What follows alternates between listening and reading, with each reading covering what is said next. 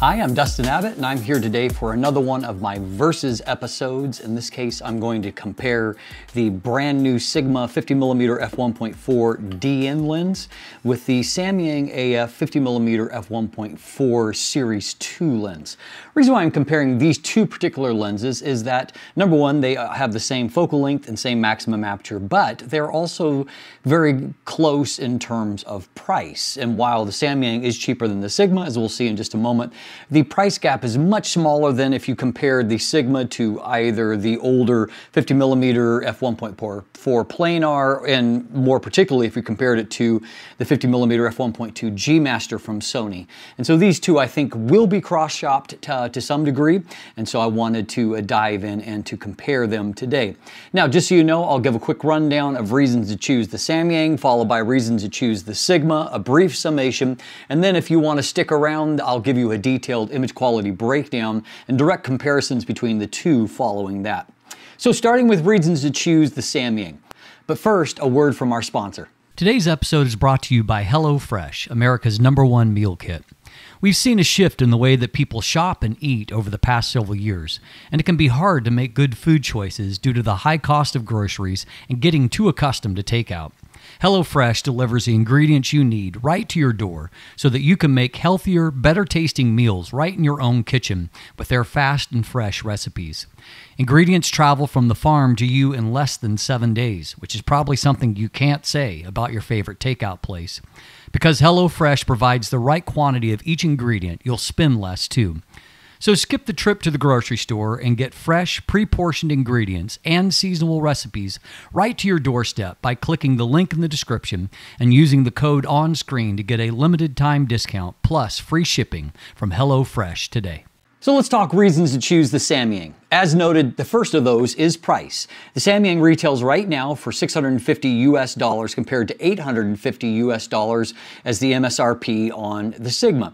And so that $200 difference is a significant one for at least, particularly for some consumers. And so that in itself might be a really compelling reason to choose the Samyang. Another, I think, even more compelling reason to choose the Samyang is that it remains the compact option. If you're looking for a 50mm and f1.4, this is a winner when it comes to size.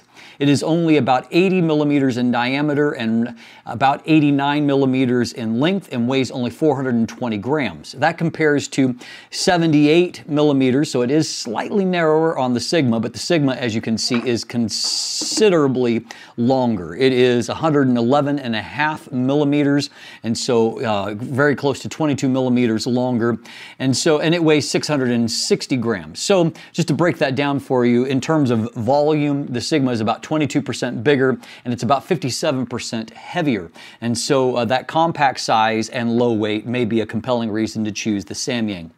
As we're going to see in our image quality breakdown, the Samyang is actually the sharper of the two when it comes to center performance, and that's fairly consistent, that it is really, really strong in the center of the frame. And also it has considerably lower distortion and vignette. And so if you're someone that really cares about those things, being corrected optically within the lens itself, the Samyang is the winner in that regard.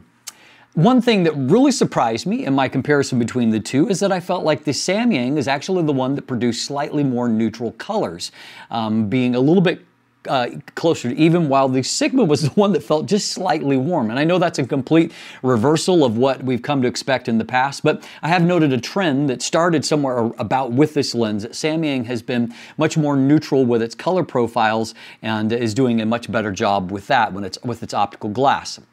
The Samyang has very slightly higher magnification when you're talking about close focus and the ability to fill the frame with something. Neither one is filling the frame, but the Samyang is 0.16 times compared to 0.15 times for the Sigma. And this is either a pro or a con. I'm going to list this for both of them. But in this case, if you prefer your 50mm lenses to frame just a little bit wider, the Samyang frames a little bit wider than what the Sigma does. And we'll focus in on more on that in just a moment. So reasons to choose the Sigma. The Sigma has the new HLA autofocus system that Sigma has developed and first debuted in the 150 to 600 millimeter sport. It is a really, really fast autofocus system that puts it closer to being on par with the G Master. And as you can see here, it is noticeably snappier in making any kind of focus changes. And so if you want fast autofocus, the Sigma is the winner there. It also has very, very slightly less fringing, chromatic aberrations, as we'll see in our comparison. I would not choose between the two based on that, but I did feel that the Sigma had ever so slightly less CA. It also has better real-world contrast, and one of the things that we're going to see is that the Sigma does very well in testing in the real world as compared to just testing on a chart. It is also sharper when stopped down. Essentially, the way that this breaks out is that while the Samyang is sharper in the center of the frame, the Sigma is basically sharper everywhere else in the frame. And so if that matters to you, the Sigma is the sharper lens, and it is the sharper lens when stopped down, though again, it's more about everywhere else in the frame as compared to the center.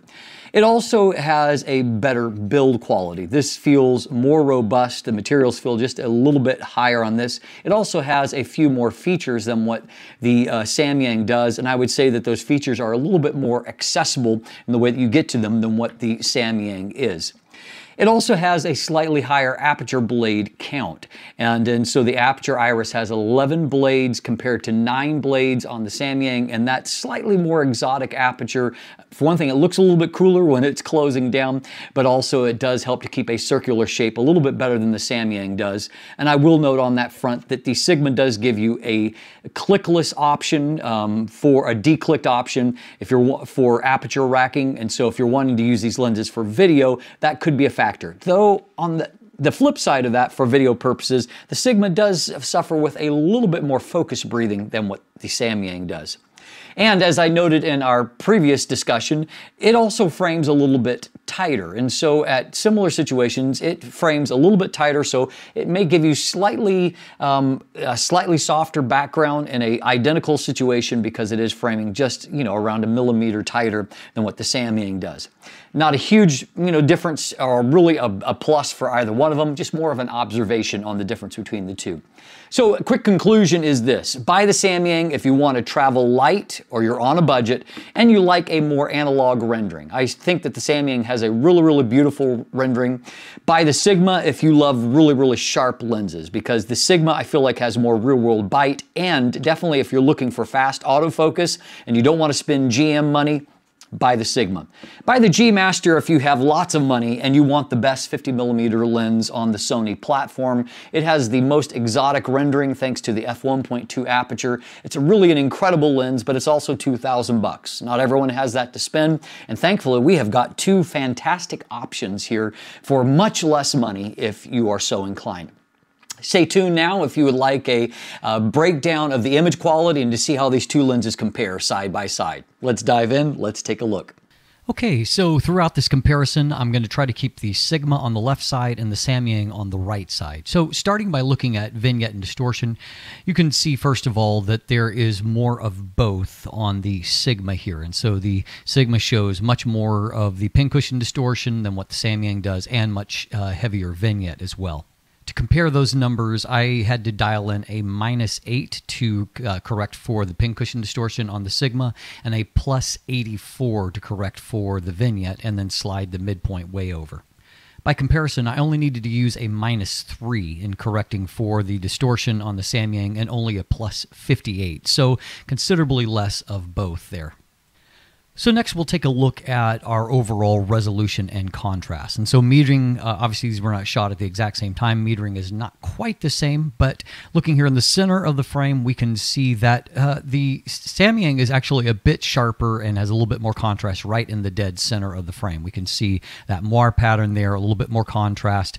We can see looking at the text that it just bites a little bit more with the Samyang as compared to the Sigma. Now if we pop over towards the mid frame, that starts to switch around, and so the Sigma is much sharper in the mid frame than what the Samyang is. If we look down towards the corner, it's a little bit sharper here, but if we pan right out to the outer edge, you can see that the Samyang starts to drop off while the Sigma remains strong. If we move on to f2, we can find in the center of the frame that I would say that the Samyang is still a little bit sharper and a little bit higher contrast. The Sigma has closed that gap a little bit. Looking at the mid frame, while both lenses have improved a bit, still the Sigma has the clear advantage. You look in particular in the hair here on the Prime Minister, you can see just how much more detail is there. And popping down to the bottom, both have upped their contrast, but there's more detail that's showing on the Sigma. And again, it's consistently sharp right out to the very edge of the frame. Finally, at f2.8 in the center of the frame, both of them are intensely sharp. The Samyang continues to have the sharper center performance, but the Sigma is basically sharper everywhere else. And so as we can see, as we look around a few different spots this time, you can just see that the Sigma is showing a stronger performance basically everywhere but the center of the frame. It just has a little bit more resolution and contrast, and it's just our winner in those other places. We look up in this upper corner, and it's quite a significant difference there. And so the Samyang has the sharper center, Sigma has sharper everywhere else. So as noted, the Samyang has a slightly higher maximum magnification. It is 0.16 times versus 0.15 times. And if we compare the two, the Samyang actually performs a little bit better here in the plane of focus. That has a lot to do with the fact that the Samyang is so sharp, wide open, and both of them start to drop off as you move off axis. Though, as you can see, the Samyang suffers more than what the Sigma does as you get off axis. It just starts to show this kind of a little bit of a chromatic aberration, a little bit of a haze, and so the Sigma is a little bit stronger in that regard, though the Samyang is the sharper in the center of the frame. Now, as we move off towards a real-world target here, things do complicate a little bit. Focus is hard to get as identical in these situations, but we can see that once again, the Sigma and the Samyang are, they're both very sharp. Samyang maybe just a little bit sharper in the center of the frame, but in this case, we're also going to look at things like chromatic aberrations, and so you can see that there is some fringing on both of them. There's a little bit more on the Samyang than what there is on the Sigma, and you can see that in a few spots. Now, as we look towards the Bokeh, the trend that I'm going to point out here, and I've already mentioned, is that the Sigma does frame tighter than what the Samyang does. Despite that, slight advantage there, we can see that both of them have very soft bokeh, and in some ways, the Samyang's is still just a little bit softer, I think. Here's a secondary subject here. And so once again, you can see, although this was shot off of a tripod, you can see that the Sigma is framing tighter than what the Samyang is. If we look towards the defocused area, the bokeh, we can see, for example, looking at this area, the Samyang is just a little bit rounder and just a little bit softer in that regard. Not a huge advantage between the two. Looking here, again, focus may not be identical. In this case, the Samyang looks just a little bit sharper. But I do want to point out the fringing situation. And so you can see that both of them have some fringing, but the Samyang has a little bit more of the purple fringing and also more pronounced of the green fringing. If we look down into this little kind of tripod thing, both of them have it. The Samyang has just a little bit more. Though I will point out that the difference between the two is not radical. Now, one final series here that I want to look at, and that is, again, using three-dimensional real-world objects here. And we're going to look at a couple of things as a byproduct of this. So first of all, in the center of the frame, in this case, I think Sigma actually does a good job of performing a little bit higher than what it does on the chart test when it comes to real-world objects. And I just felt like the Sigma had slightly more bite and real-world contrast.